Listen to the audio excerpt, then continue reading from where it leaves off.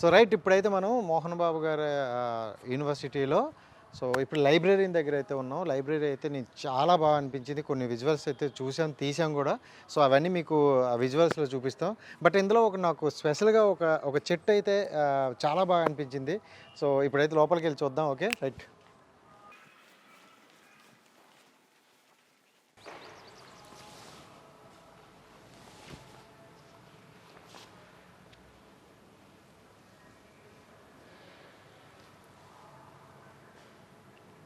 So ఇదంతా కూడా ఒక చెట్టు.